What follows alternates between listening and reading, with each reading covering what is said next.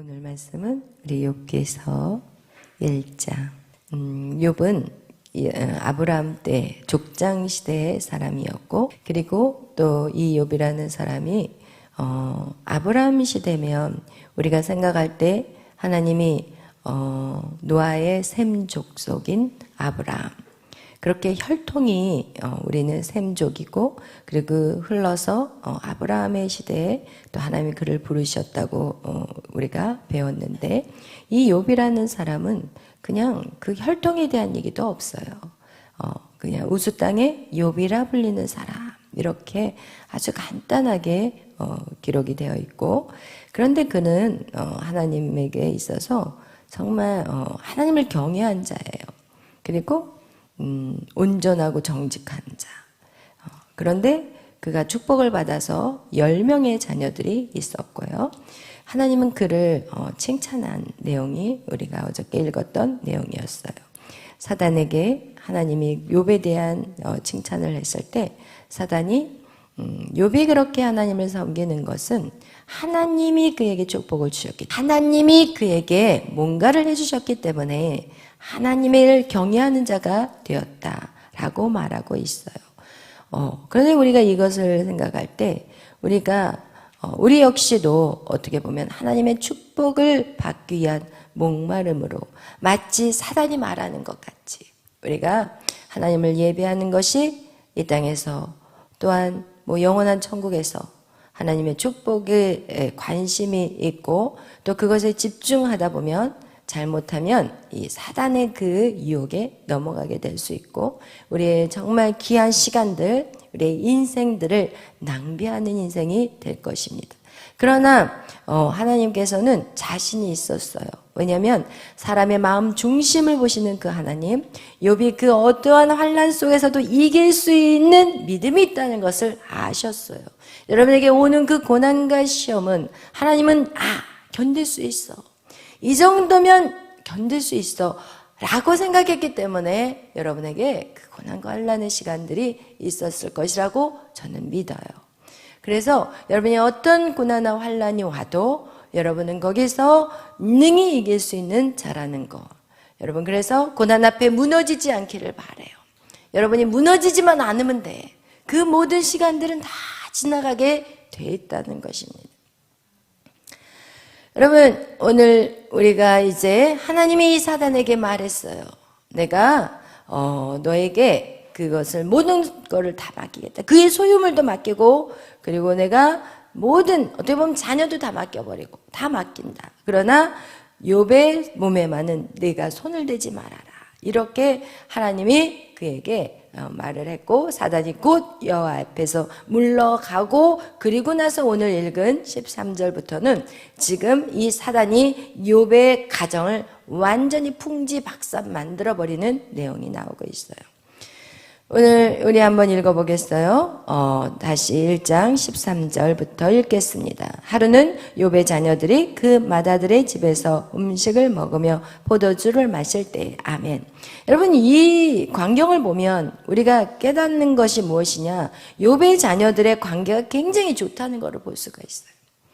오늘날 우리가 집집마다 사실 이렇게 뚜껑을 열어보면은 형제들끼리, 자매들끼리 친하지 않아요. 형제 자매들끼리 자기 한 몸, 부모의 몸에서 난 그 자녀들인데도 불구하고 친하지 않아요. 그냥 모래알같이 다 쪼개져 있고, 오히려 가족이, 형제가 나를 더 힘들게 하고, 그래서 오죽했으면 신약 성경에 보면은 원수가 어디에 있다? 내 가족 안에 있다, 이렇게 말하잖아요.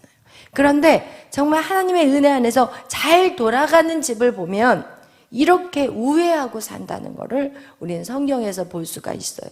사실은 제가 아브라함, 이삭, 야곱 이렇게 이 성경을 읽으면서 아브라함의 아들은 이삭이었고 하나밖에 없었지만, 이삭의 아들 누구예요? 에서와 야곱, 그죠? 에서와 야곱은 관계가 좋았어요? 서로 잡아 죽이려고 하니까 한 놈이 도망가잖아요. 그리고 또 야곱의 12 아들 사이가 좋았어요? 막 팔아버리잖아요. 여러분, 이거와 같이 여러분, 그 가정이 정말로 믿음으로 됐느냐 안 됐느냐를 알려면 형제들이 우애하는 거예요. 여러분, 오늘 이 욥의 가정들은 그 10명 형제들 그렇게 사이가 좋은 거야. 서로 잔치를 벌리고 생일이라고 초대하고. 여러분, 이런 관계가 바로 하나님이 원하는 관계고, 이런 관계가 이루어질 때 이 가정이 제대로 믿음 안에 살고 있구나. 여러분, 이것이 바로 우리가 그 사람의 믿음을 볼 수 있는 거라는 거예요. 제가 어저께 어떤 분하고 상담을 했는데, 그분하고 이제 상담을 해서 그분하고 이제 지금 2번째 상담을 했는데, 그분이 이제 조금 이제 영적인 분별력이 생긴 거예요. 사람을 만났는데 이 사람한테 휘둘리고 저 사람한테 휘둘리고, 누가 이렇게 인생을 살아가는데 이렇게 도와주는 사람, 영적인 멘토가 없었던 거예요. 그러니까 휘둘리다만 산 거예요. 뭐 이 사람이 영적이다고 하는데 영적인 거 그러면서 쫓아가다 보면 또 뭔가 이렇게 헷갈려. 그래서 저하고 상담을 하면서 뭘 느꼈냐면은 열매를 보라고 그랬어요. 제가 그 사람의 열매를 봐라. 그리고 그 사람의 열매를 보고 그 사람의 말을 들어야 될지 말아야 될지 결정을 해라. 왜냐면 우리는 영적인 분별력이 없을 때는 그거라도 우리는 측량을 해야 되거든요. 그렇지 않으면 인생을 이 사람 쫓아가다가 보면은 아니야. 그럼 또 거기 무리에서 또 누구를 만나는데 막 신령하대. 그리고 막 환상을 봤대. 그러니까 또 그 사람을 막 쫓아가고 있어요. 근데 그 사람을 보니까 또 헷갈려. 왜냐하면 사람들 앞에 있는데 불안해한다는 거예요. 그런데 이제 그런 것들이 열매를 보기 시작하니까 아니라는 걸 이제 깨달았다는 거예요. 여러분, 그래서 우리가 그 사람을 신뢰해야 되느냐 말아야 되느냐 하는 때 우리는 그 사람이 뭐를 봐야 된다고요? 열매를 봐야 되는 거예요. 그의 말과 그 행동이 똑같느냐를 봐야 되는 거예요. 말은 거창한데 삶은 하나도 살아내지 못한다면 그럼 그 사람의 말을 들어야 되냐는 거예요. 자기는 희생을 하나도 안 하면서 남들에게 희생을 강요하는 거, 그것도 아니라는 거예요. 예수님이 십자가를 지신 것은 우리에게 그 길을 걸어오라고 보여주기 위해서 하나님이 친히 우리에게 보여주신 사건을 본다면 우리는 어떻게 해야 되느냐? 우리는 예수의 제자라면 어떻게 해야 되느냐? 자기의 십자가를 지고 가야 되는 거예요. 아멘? 아멘. 예수님의 십자가는 이 땅에 와서 죽는 거였고, 그리고 그 죽음으로 말미암아 모든 인류에게 영원한 생명을 주신 것 같이, 여러분, 우리 역시도 내가 희생하고 헌신할 때 그것이 바로 많은 열매들을 거둘 수 있다고 말씀하고 있고, 성경은 하늘의 미랄이 땅에 떨어져서 죽지 않은데, 말만 따발따발 하는데 열매가 없다는 것을 얘기하는 거예요. 죽는 것은 무엇이냐? 말을 안 하는 거예요. 여러분, 그래서 신앙이 올라가면 올라갈수록 사실은 말이 적어져야 돼요. 신앙이 없을 때는 막 여러 가지 말들을 막 주저리 하지만 정말 그 신앙이 깊어지기 시작하면 말도 조심하게 되고, 그리고 내 이 말 한마디로 누군가가 다칠까봐 한 번 더 생각하게 되고, 이것이 바로 우리의 믿음의 생활 안에 우리가 훈련되어져야 되는 것들이에요. 이렇게 욥의 자녀들이 그렇게 사이가 좋아요.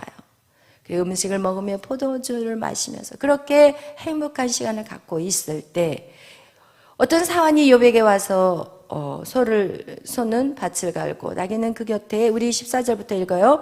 사환이 욥에게 와서 아뢰되 소는 밭을 갈고 나귀는 그 곁에서 물을 먹는데 스바 사람이 갑자기 이르러 그것들을 빼앗고 칼로 종들을 죽였나이다. 나만 홀로 피하였으므로 주인께 아뢰러 왔나이다. 그가 아직 말하는 동안에 또 한 사람이 와서 아뢰되 하나님의 불이 하늘에서 떨어져서 양과 종들을 살라버렸나이다. 나만 홀로 피하였으므로 주인께 아뢰러 왔나이다. 그가 아직 말하는 동안에 또 한 사람이 와서 이르되 갈대아 사람이 새 무리로 지어 갑자기 낙타에게 달려들어 그것을 빼앗으며 칼로 종들을 죽였나이다. 나만 홀로 피하였으므로 그 주인께 아뢰러 왔나이다. 그가 아직 말하는 동안에 또 한 사람이 와서 아뢰되 주인의 자녀들이 그들의 맏아들의 집에서 음식을 먹으며 포도주를 마시는데 거친 들에서 큰 바람이 와서 집 네 모퉁이를 치매 그 청년들 위에 무너짐으로 그들이 죽었나이다.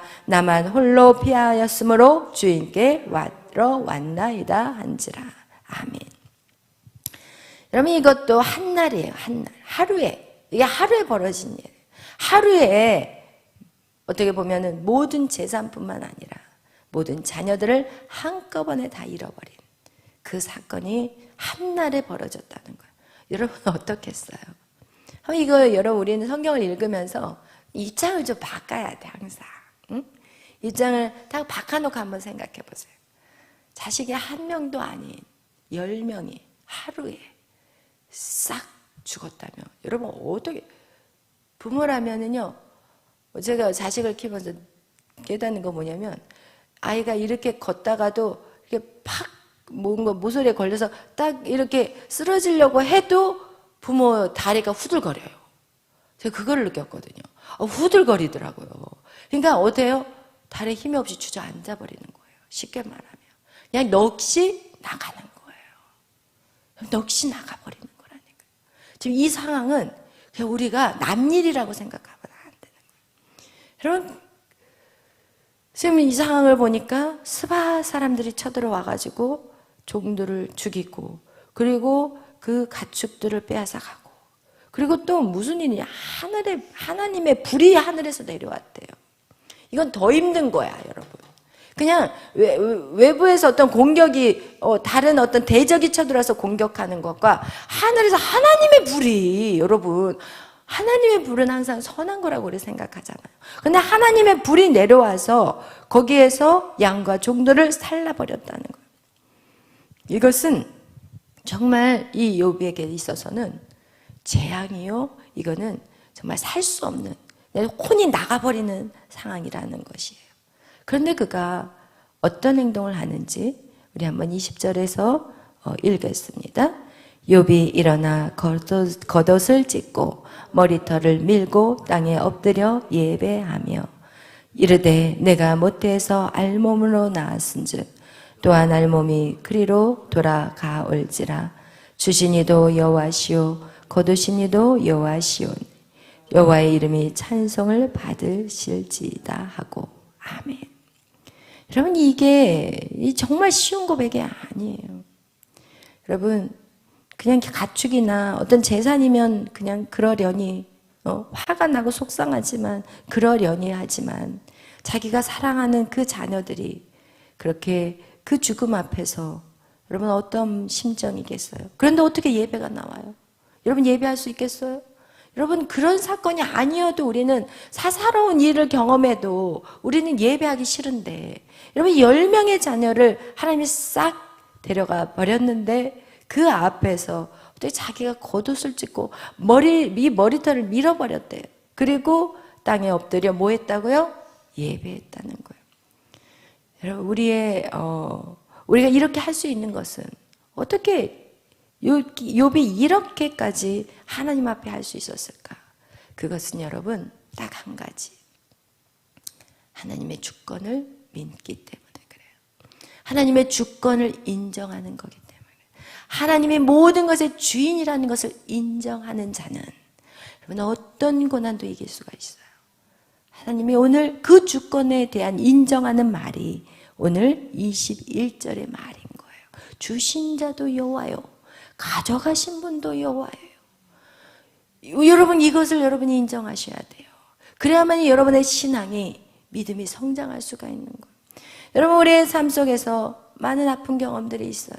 그러나 그 경험들이 하나님이 하셨다는데 여러분이 누구를 원망하겠냐고요. 하나님이 하셨는데 하나님 내가 너 줬어. 그러나 내가 필요하니까 내가 데려갈 거야. 하나님 내가 너한테 줬어 물질. 그러나 내가 아닌 것 같으니까 내가 잠시 그것을 빼앗아 올 거야. 여러분 할 말 없는 거예요. 주인이 줬다가 뺐는데 내가 무슨 말을 하겠냐고요. 처음에 우리 에녹 전도사님하고 그리고 메리 전도사님이 처음 결혼 이제 하고 얼마 안 있었을 때 그 정강호 목사님이 에녹 전도사님한테 큰 돈을 야 이것 좀 네가 갖고 있어라 라고 이제 돈을 맡기셨나 봐요. 그런데 이 에녹 전도사님 속으로 야 이것 좀 아빠가 좀 잊어버렸으면 좋겠다. 이거 혹시 나한테 주는 건 아닐까 막 이제 별별 생각을 다 한 거예요. 그리고 아주 그걸 다 보관하면서 너무 이제 행복하고 이 돈은 이제 혹시 아빠가 나에게 그냥 맡겨놨지만 결국 이거는 나한테 주는 걸 거야. 이런 별별 생각을 이제 혼자 다 이제 상상을 한 거예요. 근데 이제 어떤 시기가 딱 오니까 정말 보세요. 야, 지난번에 맡겨놓은 돈 나한테 줘. 그런 거예요. 그냥 너무 기분이 허하더래요. 왜냐면 자기는 그 돈을 자기한테 혹시나 좋겠지라는 별별 생각을 다 했는데 그거를 내놓으라고 하니까. 왜냐면 교회 건물을 구입하는데 이제 그 돈을 쓰시려고 이제 목사님은 계획하셨고 얄짤 없어요. 자식이라고 해도. 그래서 그 돈을 이제 다시 받아가지고 이제 받은 게 아니라 그 황장로님이 연락이 오면 그 부동산 장로님한테 그 돈을 보내라. 이제 그렇게 이제 얘기를 하신 거예요. 그래서 그걸 생각하니까 너무 이제 하나님이 줬다가도 빼앗아 갈 수도 있구나. 여기서 그 깨달음을 가진 거예요. 그리고 본인이 그렇게 이제 그 대학교 때부터 이제 아버지를 믿을 수가 없으니까 스스로 돈을 모은 거예요. 한 번도 쉬어본 적이 없대요. 아르바이트를. 방학 때마다 아르바이트를, 한국을 와도 아르바이트, 편의점 가서 아르바이트, 하여튼 봉제 공장 가서 아르바이트, 막 그렇게 돈을 모으고 이제 그렇게 알뜰하게. 왜? 아버지를 믿을 수 없다는 것 때문에 돈이라도 벌어야 되겠다. 이렇게 해서 미국에서는 또 똑똑하니까 주식도 하고 그러면서 돈을 벌어서 모으고. 사실은 그 주식이라는 것이 우리나라 같이 그냥 고기 전광판 안에서 이렇게 하루 24시간을 그냥 시체같이 쳐다보고 있는 그런 주식이 아니라 사실은 이스라엘 민족도요. 어린 자녀들을 용돈이 생기면 그들이 그런 주식하는 것들을 어렸을 때부터 가르친대요. 근데 그것이 도박이 아니라 우리나라는 주식을 어떻게 하느냐? 빚을 내서 해. 빚을 내가지고 자기 돈도 아닌 거를 막 끌어들여. 그래가지고 그냥 빚을 지고 나중에는 완전 파산해버리잖아요. 그렇게 하는 게 아니라 사실은 그것을 우리나라에 오면 뭐든지 이상하게 눈이 뒤집혀있는 것 같아요. 제가 봤을 때는. 근데 하여튼 그렇게 해서 이제 돈을 좀 모아놓은 게 있었는데 딱 그러면서 그 당시에 저희가 이제 이사를 해야 되는데 3천만 원이 부족한 거였어요. 3천만 원이 이제 부족해. 근데 걱정도 안 되고 하나님이 알아서 하시겠죠. 이렇게 하고 있는데 전화가 온 거예요. 메리 전도사한테. 엄마, 돈이 얼마 부족해. 3천만 원 부족하다. 그랬더니 엄마, 에녹 전도사가 엄마한테 3천만 원 보내준대요. 이러면서 저한테 3천만 원, 자기가 그렇게 모았던 그 저축한 그 돈을 그거를 보내줬다는 거예요. 왜? 내가 가지고 있는 거 하나님이 다 빼서 갈 수도 있겠구나. 그 생각이 확 들어왔대요. 하나님이 저를 도와주시려고. 그 전도자의 마음을 또 그걸로 확 뒤집어 놓으신 거예요. 그래서 제가 할렐루야, 하나님 감사합니다. 이제 이런 때가 있었는데, 여러분, 우리가 정말 하나님의 주권을 여러분이 정말 인정한다면 우리는 두려울 게 아무것도 없는 거예요. 우리의 몸 자체도 하나님 나를 만드셨어요. 나를 이 땅에 보내셨어요. 하나님 나를 데려가신 이도 하나님이에요. 내 것은 아무것도 없는 것을 우리가 그것을 인정하는 것이 바로 주권이라는 거예요. 내 자녀 내 것이 아니에요. 여러분, 내 소유 내 것이 아니더라고요. 보니까 하나님이 그냥 털어버리면 한순간도 털어가지고 그냥 가장 어렵게 그렇게 곤두박질 친 사람도, 저는 이 사역을 하면서 너무나도 많은 사람들을 봤기 때문에, 여러분, 내 것이 아무것도 없다는 이 하나님을 주권을 믿는 거, 이것이 바로 우리의 신앙의 그 여정이라고 저는 생각해요. 왜냐하면 선악과가 무엇인가요? 하나님의 주권이 상실된 사건이 바로 선악과예요. 하나님이 주인이었던 우리의 인생이 우리가 내가 주인이 돼버린 것이 바로 선악과의 사건이기에 우리는 이제 어떤 믿음의 길을 걸어야 되느냐? 내가 주인이 아니라는 거예요. 내 뜻이 아니라는 거예요. 내 생각대로 살아서는 안 된다는 거예요. 그것을 누가 또 보여주셨어요? 예수님이 보여주셨어요.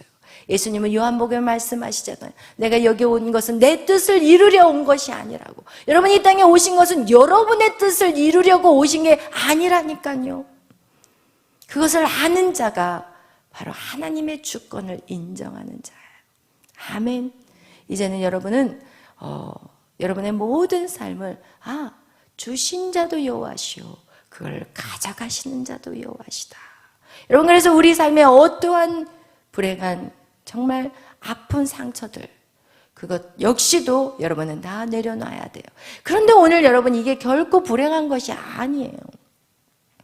10명의 자녀들, 그들은 정말 가족 간에 우애가 있었어요. 죽으면 뭐예요? 바로 천국이에요. 우리가 이 땅의 세상의 가치 기준으로 보니까 그 사람이 불행해 보인 거예요. 우리가 세상의 가치 기준이 얼마나 많냐에 따라서 우리의 불행의 그것이 더 강력해진다는 걸 아셔야 되는 거예요.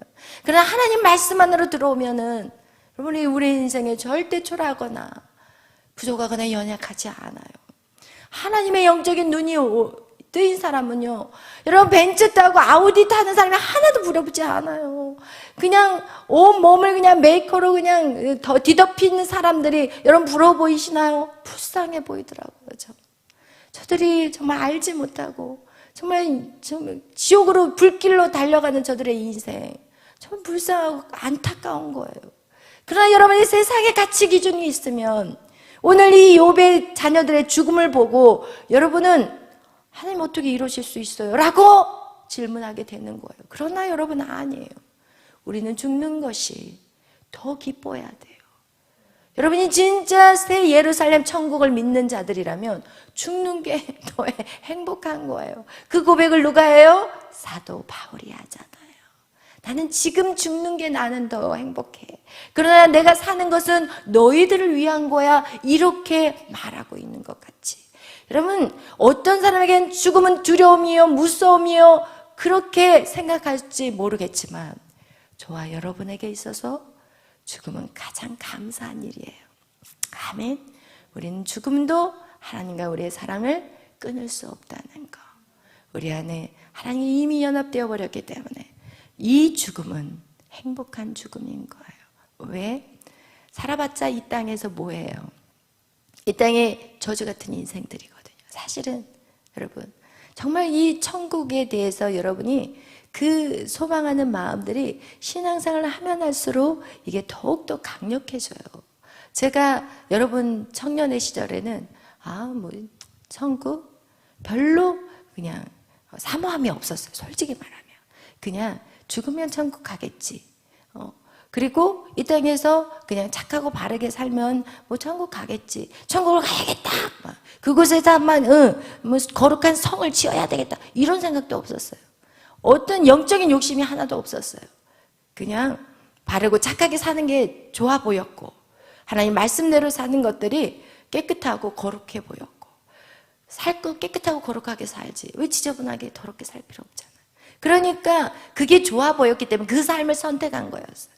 그런데 신앙생활을 하면 할수록 영원히 살 그 집에 대한 사모함이 생기고 그 집을 어떻게 지을 것인가 상상하게 되고 내가 그 영원히 살 그 집이 이왕이면 더 좋았으면 좋겠고 이렇게 그리고 집만 텅텅 비어있는 게 아니라 거기에 차곡차곡 하나님이 이 땅에서 심은 대로 그것에 채워지는 그 기쁨 그리고 그것을 사모하게 되더라고요. 그리고 이 땅에 욕심이 있는 게 아니라 하늘에 욕심이 생기는 거예요. 여러분 이렇게 여러분이 바뀌어지는 여러분의 삶이 되시기를 바라요. 아멘. 여러분 그렇게 우리가 여러분의 삶 속에서도 그런 아픈 상처들이 있을 거예요. 힘든 고난의 시간들이 있었을 거예요.